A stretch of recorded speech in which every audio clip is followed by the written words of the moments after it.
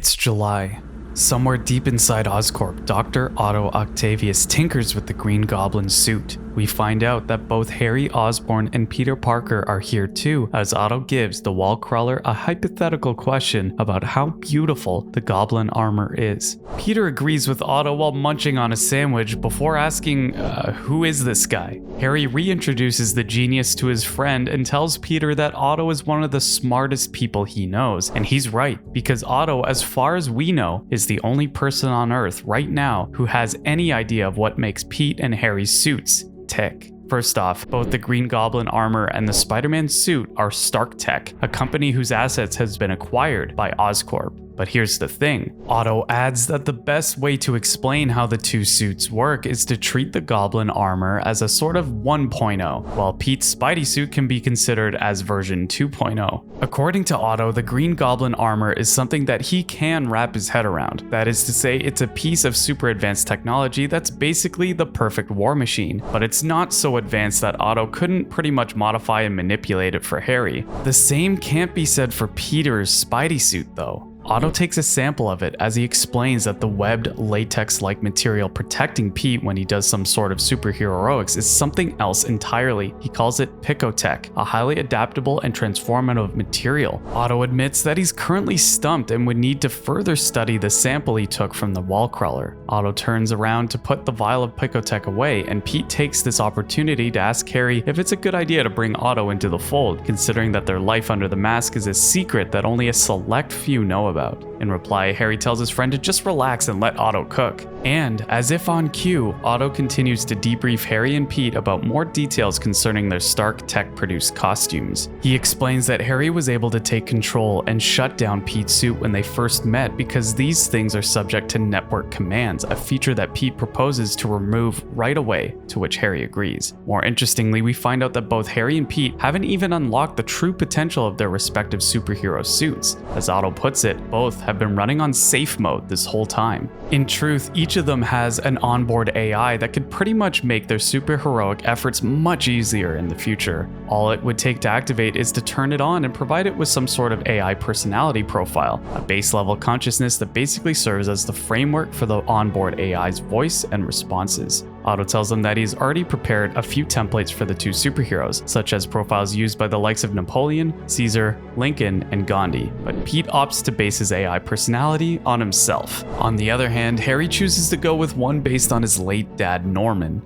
Somewhere else, Mary Jane takes Gwen to the offices of the paper to give her a tour of her latest investment, but they find that both J. Jonah and Ben, the paper's founders, have gone out. That's because the two veteran newsmen are currently inside a basement parking lot to meet a source that would help them with the potentially explosive story they're investigating. We then discover that this inside guy that they have is none other than their old friend and colleague from the now Wilson Fisk-controlled Daily Bugle, Robbie Robertson.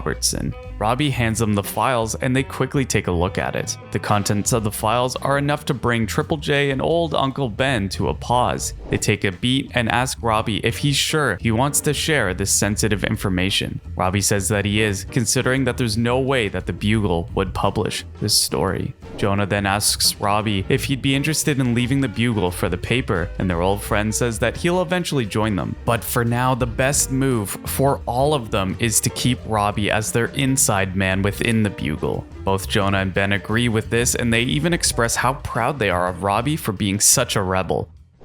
While all this is happening, the secret meeting among individuals pulling the strings of the city and of the world meet at a black site. And out comes Captain Britain, who asks his right-hand man Bullseye if their guests have arrived. By guests, Britain means Wilson Fisk. They meet inside a large hall where Britain asks him what happened to one of the agents that he loaned Fisk, who curiously happens to be another Bullseye, the same one who Harry captured and has secretly been holding hostage at this very moment. Fisk says he has no idea where his Bullseye had gotten off to. Hearing this, Britain supposes that he and all the other members of the Maker's Council, the people tasked with ruling this world, have a big problem on their hands. To counter these threats, Britain offers to hand Fisk control of an entire team of Bullseyes. However, the Kingpin refuses, stating that he's going to beat his adversaries, Spider-Man and the Green Goblin, on his own terms. This piques Britton's curiosity, and he asks Fisk how exactly he's planning on beating these vigilantes. In answer, Wilson tells the Frenchman that he doesn't have a single plan, he has 6 of them. Sometime later, Spider-Man and Green Goblin spar inside one of the Oscorp's secret facilities. It turns out that the reason behind this kind of training is for Otto to gather the necessary intel to help them craft their suit's onboard AI personality profile. Otto reiterates that there's no turning back once they activate it, to which the 2 superheroes give their consent. Otto then presses a button on his device which zaps the Spider and the Goblin. Seconds later, Harry begins to hear the voice of his late father inside his suit. On the other hand, Pete hears, well, himself as the onboard AI takes his personality profile complete with clever quips. Harry then tells Peter to get back to training and go another round with him. The web slinger thinks it's not such a good idea, but Harry, as usual, reassures him that this is the right call. So the 2 heroes face up against each other and spar again. Pete is surprised to find out that Harry's now able to perform moves that he couldn't back when their suit's onboard AI were offline. He manages to give the web slinger a couple of good hits, but Spidey counters with a thwip of his web and a punch to Harry's face. This prompts Harry's AI, which is based on his dad, to basically berate him when Harry starts losing the fight. We then get a glimpse of Harry's daddy issues when he becomes more focused as his dad's AI voice continues to berate him. Ultimately, Harry gets so angry that he charges up a unibeam from his chest and blasts Pete with it. Pete then checks his AI voice to diagnose the suit, to which it says that they're all within acceptable levels. In a hilarious remark, Pete's AI voice adds that Harry might need some therapy. Suddenly, Spidey and the Green Goblin's sparring session is interrupted when Otto detects a 3rd signal from within the room. Harry helps Pete get back on his feet as Otto tells him that they have a problem. The 2 heroes rush to the doctor's side, who tells them about the signal that he detected. Otto tried to block it, but it somehow knew how to bypass his attempts. And from there, a portal opens in front of the 3 men as none other than Iron Man, aka Tony Stark, emerges from it. True to his promise, Tony asks Peter one thing: if he's become a hero yet. It's August, and we find Peter staring blankly at a black sphere sitting on a shelf. This sphere is the same Picotech suit that he owns, currently dormant inside his and MJ's bedroom. MJ calls for him. He doesn't answer right away, which prompts Miss Watson Parker to ask her husband if anything's wrong. Pete reassures the love of his life that everything's fine. MJ believes him and tells Pete not to forget to pick up the cake before he heads for the kid's birthday party later. MJ leaves, and again, Pete is left alone with the Picotech sphere on the shelf. He reaches for it, but Pete ultimately decides against it after reminding himself about the Parker family rule that no superheroics must come between their private bonding time. All of a sudden, Pete is shaken when the sphere's onboard AI speaks to him, and as you'd expect from a couple of Peter Parkers bantering with each other, a bit of mischief ensues between the 2. Still, Pete can't help but wonder how the suit is doing this independently, or more so, what else the Picotech suit is capable of. Well, the little sphere gives him an answer, telling Pete that it's capable of all kinds of things. Peter gets a little freaked out and tells it that he has to go, but he reassures the suit that they'll talk more about this later. In a flashback from about a month ago, we see Peter asking Tony about his suit when he arrives inside the Oscorp-owned training facility. Unfortunately, even the young Stark has no idea about it. According to Tony, the Picotech suit was the last thing that Tony Stark Sr. ever created before he passed. In addition to that, Tony admits that he can't even begin to comprehend how to create something as advanced as this. Still, the wall crawler wonders why he got it. Why was this suit handed to him? To that, Tony tells Peter that he was on top of the list, the same record that helped Tony determine the rightful heroes of this world. It's the same list that was born out of the Maker's Crusade when he tampered with reality and denied this world of its saviors. And according to Tony, Peter Parker, Spider-Man, was one of the most important figures on this list, someone who the Maker deemed too dangerous to his plans. Otto and Harry remark that they don't know anything about this, even after combing through the Stark files that they got after Oscorp took over it. He steps up to Harry and accuses him of lying, but Tony just calls Harry a thief before using his Iron Man armor to deactivate the Green Goblin suit and reveal his face. Tony recognizes Harry and in turn accuses him of stealing his birthright. They get into an argument about who owns what in terms of Stark tech, but cooler heads prevail in the end. The young Stark drops the subject as Spidey asks what their next move should be. Tony then tells the wall crawler that the Maker will return in a year. In the meantime, he should prepare for the man's arrival. Tony was just about ready to leave when Harry asked him where he was on the list. He tells Harry the truth, that he was never mentioned at all, but Tony does tell Harry that he's got potential considering that he's hanging out with someone like Peter. Before flying off, the Stark boy tells Harry to keep the suit and the company. He'll grow into it and maybe, just maybe, become a hero that this world needs. In the present, Pete, Ben, and J. Jonah are in the bakery to pick up the kid's birthday cake. Pete's surprised that Jonah came along considering that the man's a bit of a grouch, but in any case, Pete does his errand and the three make their way to the party. While walking, Ben and Jonah try to offer Pete a job again at the paper, but as before, Pete still has his hang-ups with leaving the Bugle, but he reassures the two that he'll eventually be part of their publication. Shortly after, the Parkers celebrate May and Richard's birthday at an arcade. J. Jonah and Richard share a moment when the old man gifts the boy with a copy of his self-published book, while Peter Parker is playing Dance Dance Revolution. But unknown to them, or most of the rest of the world, something shady is about to go down inside Fisk Tower, because at this very moment, Wilson Fisk has gathered the other secret rulers of New York's 5 boroughs. We then get introduced to each one of them courtesy of Fisk's trusty assistant, Mr. Wesley. First, there's Martin Lee. The man leads 2 lives. In the day, he's a rich philanthropist who runs the local feast shelter, but at night, he becomes Mr. Negative, the leader of a criminal gang called the Demons, and someone who possesses mind control abilities. Lee has an iron grip on Queens and does not suffer anyone who tries to step into his territory. Still, Wesley tells Fisk that this man's temperament makes him the most dependable of his lieutenants. The same could not be said for Walter Hardy, aka Black Cat, ruler of the Bronx. Hardy was once the greatest cat burglar in the world who used all his stolen assets to take control of the borough. He has since retired, or so he would have everyone believe. In truth, Walter still goes out at night as the Black Cat, not to further expand his riches, but simply to enjoy the thrill of being a master thief. This same fact makes him unpredictable and dangerous, according to Wesley. But as he puts it, there's someone more dangerous than Hardy, the ruler of Staten Island, Sergei Kravenov, aka Kraven the Hunter. From Russia, he was exiled by the mutants and has since set up shop in the US. According to Wesley, Sergei is a killer through and through.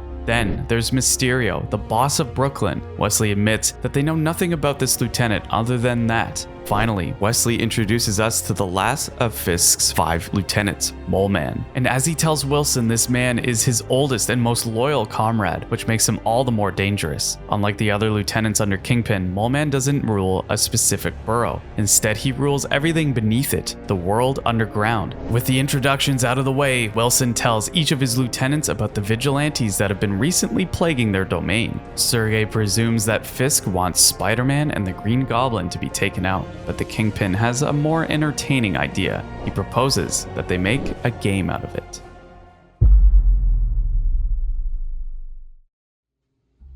Another month passes. It's now September. We find Triple J and Ben Parker inside a bar, seemingly drinking their woes away, but they reassure the bartender that they're celebrating something. MJ walks into the bar and wonders why they're looking like a couple of glum chums, and we get the big reveal that the periodical that they founded, The Paper, has debuted and proved itself to be a fast-rising publication. But we also find out the reason behind Ben and Jonah's dissatisfaction. It turns out that they're not too happy that The Paper has been only running stories about Spider-Man's exploits up until now. According to them, they want to cover more serious stories, not something as sensational as this. Hearing that, MJ reassures the two that the paper is quickly growing its readership, and in the coming months it's bound to get bigger. Having said that, MJ pretty much tells Jonah and Ben that they could run whatever story they wanted. At this point, they've enticed readers with the proverbial icing. It's time to get the whole cake. In the end, MJ lifts the two men's spirits when she tells them that they could all get back to work. Somewhere else, Spider-Man and the Green Goblin enter another one of Oscorp's black sites. There, they meet Otto, who has some good news for the two vigilantes. First, he's found out a way for Harry's suit to get rid of whatever control or influence Stark has on it. To do this, Otto has applied a carrier frequency that will modulate on a daily basis to allow Harry to never lose control of his suit, all the while preventing any Stark tech from taking over. After that, Otto presents Pete with a new suit after admitting that he didn't have a single clue on how to upgrade the Picotech material that he's been wearing this whole time. Pete tells Otto to give him a second as he invites his onboard AI to sidebar, something that Harry remarks Peter has made a habit of. A short distance away, Peter has a discussion with the Picotech AI, bearing its own personality. The AI is pretty sure that Otto just wants to give Pete a new suit so that he can keep the Picotech inside the Oscorp lab, something that it wants no part of. Its suspicions are only confirmed when Pete asks Otto what his plans are to do with the Picotech suit afterwards, to which the doctor tells him that he plans on keeping it contained for further research. Peter agrees with the suit's AI, so he comes up with an alternative instead. He'll take the new suit, but he'll keep the Picotech inside the Parker residence. Afterwards, Otto unveils the new suit he made for the wall crawler. It's a relatively bulky thing called the Spider Armor Mark 1. Basically, it has all the abilities you'd expect from the Stark Tech-derived equipment, that is, except for camouflage, which is something that the Picotech suit can provide, but a feature that Otto can't seem to reverse engineer. Upon seeing the spider armor, Pete only has one thing to tell Otto: I think I'm good. Unsurprisingly, the doctor feels offended by Pete's refusal, but Harry manages to break up the tension in the room and instead asks Otto to go back to the drawing board to give Spider-Man something that's a little bit more his style. At the paper, Jonah and Ben are busy preparing the big story that they've been investigating since they established the company.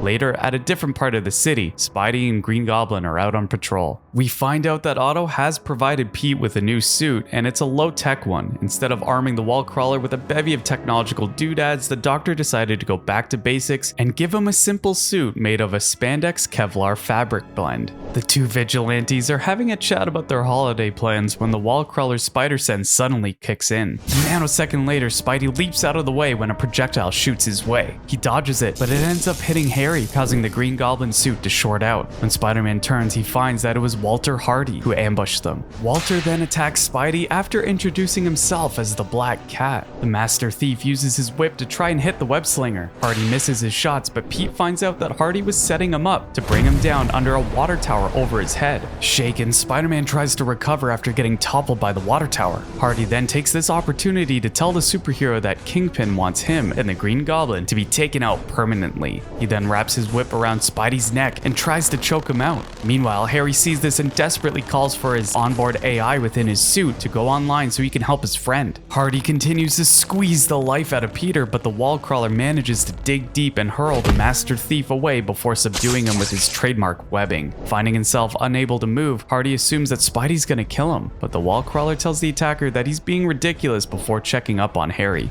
With Spider-Man's back turned, Hardy secretly pulls out a laser sword to free himself from the webbing. He then approaches the two vigilantes. At this moment, Harry's suit completely reboots, and when he sees Hardy approaching, he doesn't think twice to blast the man with his repulsor ray, which then sends the Master Thief falling several stories below. Harry and Pete are shell-shocked when they see Hardy's unconscious body lying on the street. They immediately call for an ambulance to whisk the Master Thief away as the two vigilantes get into an argument. Peter thinks that Harry crossed the line, but the Green Goblin insists he made the right call after seeing what Hardy might have done to Peter at that moment. Still, the wall crawler reminds Harry that they have to hold themselves to a higher standard than their enemies. However, Harry doesn't agree with this. According to him, he would not hesitate if he's ever put in a situation where he had to choose between that or saving Peter's life. And well, Pete's actually touched when he hears this from Harry, so he drops the argument and tells the Green Goblin that he and Gwen are still invited to Christmas at the Parker household.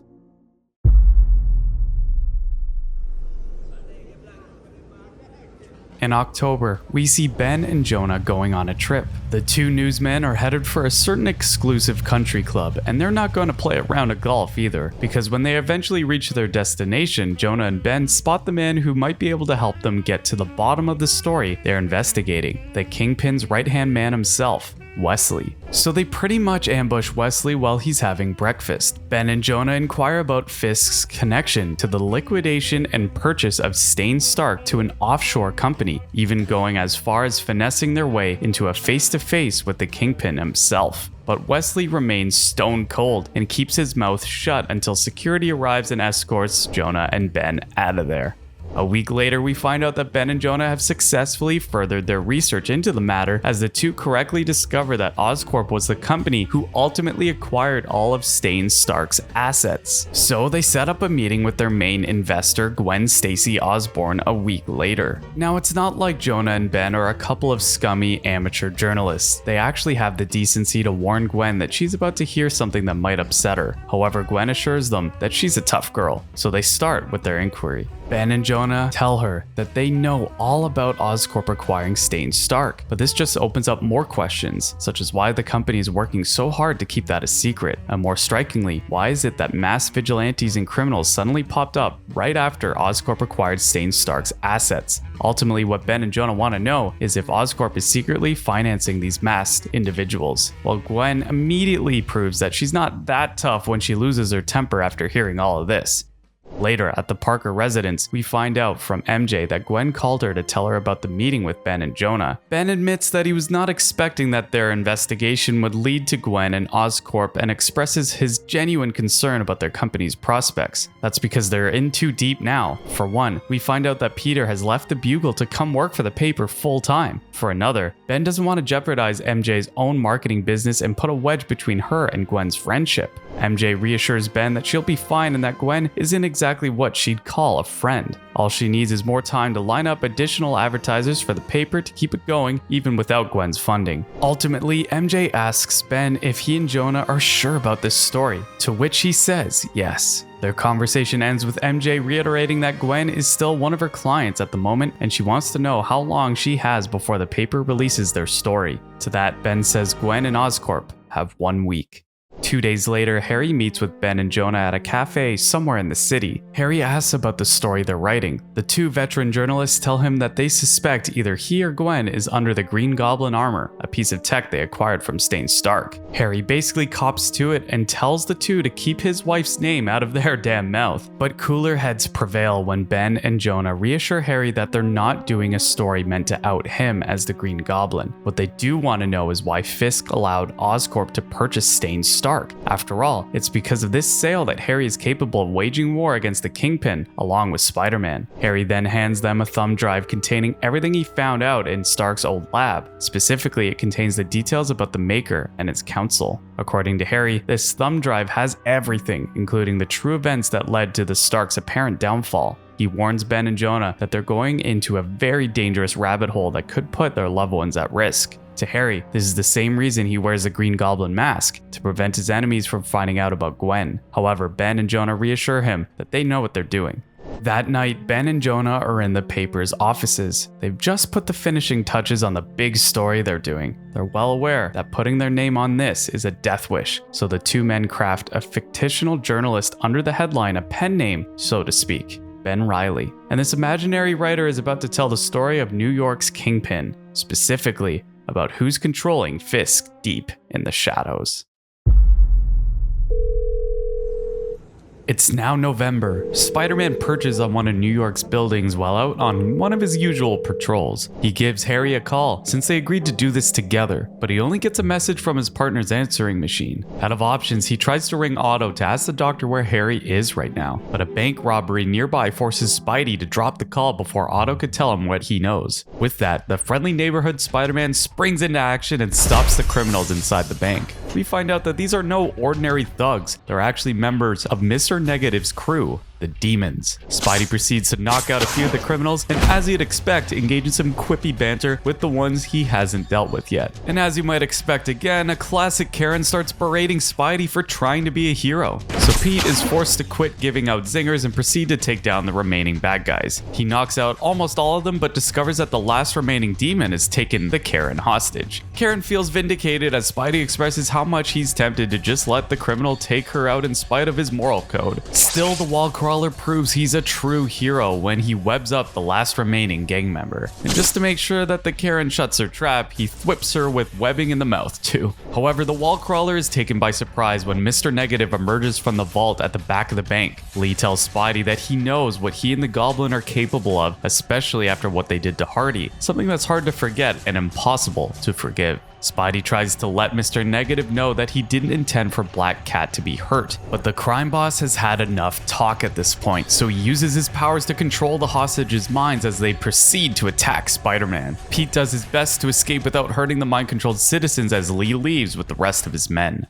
Later that evening, an obviously battered Spider-Man slinks back home where he finds MJ waiting for him, and she's not too pleased with the sight of him. In true Peter Parker fashion, he tries to smooth talk his way out of a scolding from his wife by complimenting her, but there's no stopping MJ. MJ tells him although she's relatively taken this whole crime fighting thing in stride, but she's now at a point where she can't help but freak out, especially after seeing her husband come home all ragged like that tonight. That's not to mention all the photos he's taken of himself as Spider-Man for the paper, where he's usually seen in life or death situations. But make no mistake, MJ's not here to give her husband an earful. We all know this by now, but Mary Jane Watson Parker is Pete's greatest confidant, so she only asks Peter one thing: to promise that he'll tell her if she should be scared. Peter reassures MJ that he'll be the first to tell her to run if that day ever comes. But as he puts it, there's nothing to worry about. Pete wholeheartedly believes that he's right where he needs to be, doing what he's supposed to do as Spider-Man. MJ changes the subject and asks Peter if he wants to fool around. But you can always trust that old Parker luck to put a damper on things when Peter remembers he has to meet with Ben tonight.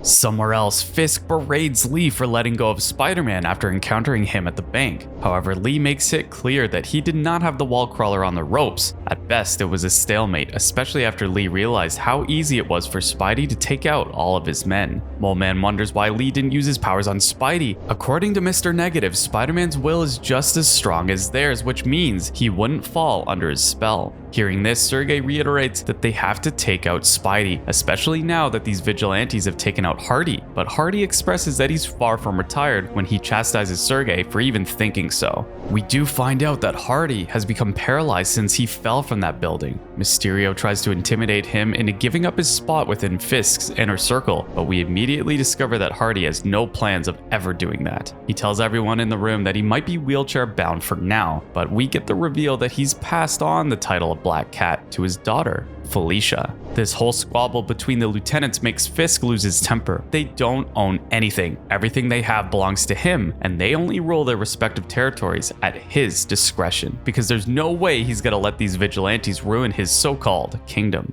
Meanwhile, at Memorial Park, Peter meets with his Uncle Ben after he receives a DM from Harry apologizing for ghosting him earlier. The two Parker men are here to commemorate the first-year anniversary of Aunt May's untimely passing during the cataclysm that hit New York. However, that's not the only reason that Ben asks his dear nephew here. Ben has correctly discovered Peter's secret life as Spider-Man. It's no surprise either, considering how easy it was for him to find out Harry was the Green Goblin. Ben then asks Pete how many people know, and he tells his uncle about it. But Pete's more concerned about whether Jonah already knows about his alter ego, to which Ben tells him it's only a matter of time before Jonah uncovers it. Knowing all this, all Ben could do is tell Pete to be careful, to try harder, and make sure that MJ and the kids don't get roped into things. Hearing this, Pete tells Ben about the same discussion he had with MJ earlier. Ben then asks Pete if he'd truly know if the time came where his family should worry, and he tells his uncle that he believes so. What he does know for certain is that he's strong enough to do something about it if push comes to shove. At that moment, Peter asks Ben why he does what he does, considering he's just a regular guy, to which the old man says it's all a matter of someone standing up to all the evils in this world. Their conversation is cut short when Pete gets another message from Harry telling him to meet with him, so he bids his uncle farewell, but not before Ben reminds him of what's at stake. Simply put, Peter is in too deep in the game now. He must always keep his family's well-being in mind from here on out. Another month passes. It's now December, and we see Ben and Triple J arrive at the Parkers' loft for their annual Christmas get-together. Richard greets them at the door, and Ben asks the boy if they missed anything. Richard tells him that the party's only about to start, as the two veteran reporters see that the Parker residence has other guests as well. Ben notices that this year's crowd seems different than before, to which Richard tells his grand uncle that their family friends, the Brocks, couldn't make it this year. Instead, this Christmas party is attended mostly by the members of the Watson clan. There's Mary Jane's Aunt Anna, who Ben already knows. Ben recognizes MJ's sister Gail, and both he and Richard can't help but be surprised that she attended this year's shindig. And then there's Madeline Watson, Mary Jane and Gail's mom. Jonah asks Ben and Richard about her, and we find out that Madeline is, well, let's just say not the type to win Mother of the Year anytime soon. Simply put, Madeline Watson is what you may call a modern woman. According to Ben, she's a world traveler, a 3-time widow, and an occasional mother to her children. And you know what, guys? Even Richard knows all about this. In the kitchen, we get treated to a classic all-American dinner as Madeline pretty much hovers and criticizes MJ's culinary skills like they were on an episode of Gordon Ramsay's Hell's Kitchen. The tension barely breaks when Mayday walks in on both of them to borrow MJ's phone so that she can play some games in the corner. But after that, the two Watson ladies continue to trade barbs at each other. MJ asks her mom how long she plans on staying in the city this time, which Madeline takes as MJ's way of telling her that she's a nuisance. Things get awkward between MJ and Madeline as things just become all the more uncomfortable when the older Watson woman spots Ben and basically announces her intentions of hitting on the man. As for Peter, well, he's just chugging along being a good husband and host as he assists MJ with tonight's hors d'oeuvres. Ben and MJ manage to have a moment for themselves and they check up on each other. Meanwhile, Gail approaches his niece and asks Mayday if she remembers her. Mayday says that she knows her aunt, but MJ arrives and pretty much tells Gail that there's no way Mayday remembers her because they haven't seen each other since she was 2 years old. Like we said, guys, a bit of drama here. Mayday then tries to grab MJ's attention to tell her mom that Gwen Stacy is calling, but MJ just tells her to send it to voicemail. She then sends Mayday away so she and Gail could talk. Things start to get even more awkward inside the Parker household when MJ demands an apology from Gail. It turns out that Gail insulted MJ in the past by basically criticizing her for marrying Pete and having kids with him. Meanwhile, Ben and Anna catch up with each other. Their conversation is interrupted when Madeline approaches and teases Anna a bit. And say what you will, but Madeline is a woman of her word. She goes full cougar mode and starts flirting with Ben right after that. They then find out from Anna that Gail attended this year's Watson-Parker family Christmas party because she's having a hard time right now due to her divorce. Back at the kitchen, Mary Jane unloads her feelings towards her side of the family to Peter. He doesn't say a word and just lends an ear, but it works marvelously too, as Pete gets a kiss on the cheek for being such a good listener. In the other room, Richard and Triple J have a nice little chat. We find out that Richard has finished reading Jonah's memoir, and their conversation eventually veers towards finding love. Jonah suggests that when the day comes that Richard starts to get interested in that, he should just fake it until he makes it. At the same time, MJ grabs Gail to have a private conversation and bury whatever hatchet they had with each other. MJ presses Gail and asks her why exactly she attended this year's Christmas dinner after basically skipping out on all the other ones that came before. Gail finally tells her sister about her divorce, and MJ commiserates with her. But again, Mayday walks in to tell her mom that Gwen is calling. MJ tells Mayday to just ignore her calls, and that she'll give her a ring later. Mayday leaves the two Watson sisters to continue their talk. MJ assumes that Gail is looking for some emotional support, which is why she attended this year's Christmas dinner. However, Gail reveals that that's not exactly the case. You see, Gail initially thought that going to MJ and Pete's home would make her feel better after seeing how quote-unquote boring their lives were. The joke's on her though, because seeing MJ, Pete, and the kids just made her feel worse about her divorce. Gail pretty much admits that she's jealous of how normal the Parker household is, something that she had secretly wanted all along. This whole confessional clears the air between the two, and the sisters make up. Don't feel too bad for Gail though, because on the bright side, she didn't sign a prenup for a cheating husband. While this is happening, Ben and Jonah share drinks and Triple J expresses his interest in trying to date Anna. The two men then toast each other for the year that had just passed. Mayday, like before, tells her mom that Gwen is calling again. MJ finally picks up her phone to hear a panicked Gwen on the other line. MJ notices the urgency in Gwen's voice, so she calls for Peter and they take the conversation in their bedroom on the loudspeaker. We find out from Gwen that her husband Harry has been missing for 6 days. Gwen wonders if Pete knows where Harry is right now, so MJ checks with Peter to see if he's heard Gwen's question. Now you might have noticed that Pete hasn't exactly had a single thing to say this whole time. Well, here's your answer. As MJ tries to touch her husband on the shoulder, she notices Pete's entire body turning into black powder, which then transforms into dark tentacles writhing in front of her. MJ is shocked. She knows this isn't her husband, but we can tell that this is Pete's Picotech suit gone rogue. Then, the figure that looks like Peter Parker turns around to reveal a pair of jet black eyes, telling Mary Jane 2 words: Merry Christmas. As for the real Pete and Harry, well, suffice it to say that they're having the worst Christmas ever, because right now, one of Wilson Fisk's lieutenants, Sergei Kravinoff, aka Kraven the Hunter, has taken the 2 men hostage inside his private chamber.